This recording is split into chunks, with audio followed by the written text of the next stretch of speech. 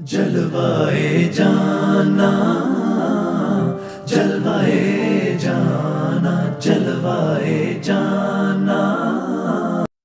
حدیث شریف کے اندر آتا ہے جب نیک آدمی قبر کے اندر رکھا جاتا ہے سوال و جواب ہوتے ہیں۔ سوال و جواب ہونے کے بعد اس کی قبر کو جو ہے کہ کشادہ کر دیا جاتا ہے۔ جہاں تک اس کی نظر جاتی ہے اس کی قبر کو جو ہے کہ کشادہ کر دیا جاتا ہے، وسیع کر دیا جاتا ہے اور اس کے اندر قالین بچھا دیا جاتا ہے اور جنت کی کھڑکی کھول دی جاتی ہے۔ ٹھنڈی ٹھنڈی ہوائیں آتی ہیں، خوشبودار ہوائیں آتی ہیں اور پھر کچھ دیر کے بعد ایک حسین و جمیل چہرے والا شخص جو ہے کہ حاضر ہوتا ہے، اس کو بہلانے کے لیے، دل لگانے کے لیے، تاکہ وہ جو ہے کہ اکیلا پن محسوس نہ کرے۔ پھر اس کے بعد وہ پوچھتا ہے کہ بھائی بتا تو صحیح تو ہے کون؟ وہ حسین چہرے والا کہتا ہے کہ میں تیرے نیک اعمال ہوں، میں تیرا دل بہلانے کے لیے تیرے پاس حاضر ہوا ہوں تاکہ تجھے گھبراہٹ محسوس نہ ہو، خوف محسوس نہ ہو کسی قسم کا،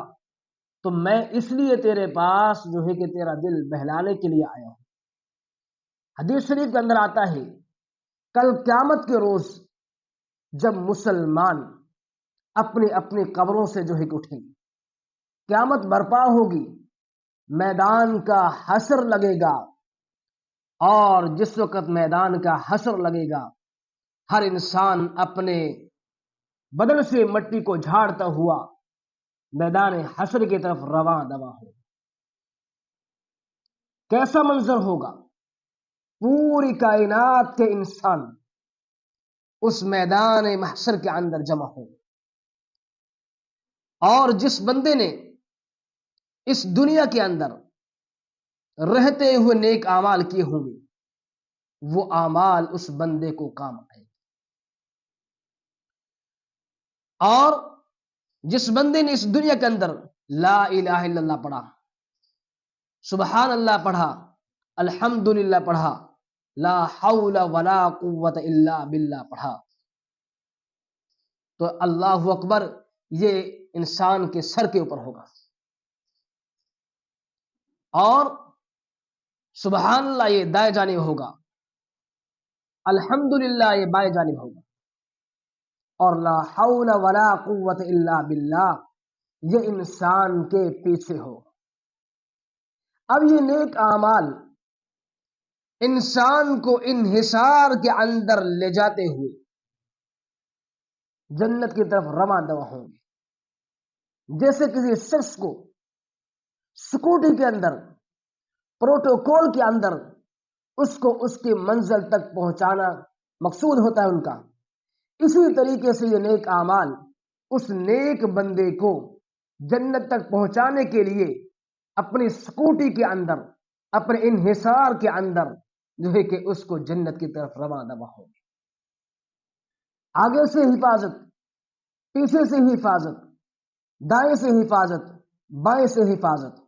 اور کہیں گے کہ آج گھبرانے کی ضرورت نہیں، آج پریشان ہونے کی ضرورت نہیں ہے، آج ہم ہیں آپ کے ساتھ، کہ جن کی خاطر تو نے دنیا کے اندر بڑی مشقت اٹھائی تھی، بڑی پریشانی کا سامنا کرنا تھا،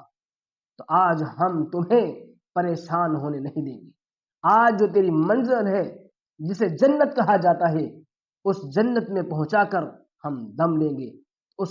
نوجوان کو، اس نیک بندے کو وہ نیک اعمال جو ہے کہ جنت میں پہنچاتے ہیں، اور پہنچانے کے بعد کہتے ہیں کہ اے نیک انسان یہ تیری منزل ہے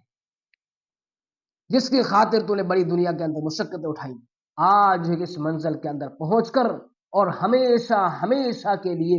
سکون اور راحت والی زندگی بسر کر۔ اللہ پاک آپ سے خوش ہو جائے، اللہ ہمیں بھی نیک اعمال کرنے کی توفیق عطا فرمائے اور برے اعمال سے بچنے کی توفیق عطا فرمائے۔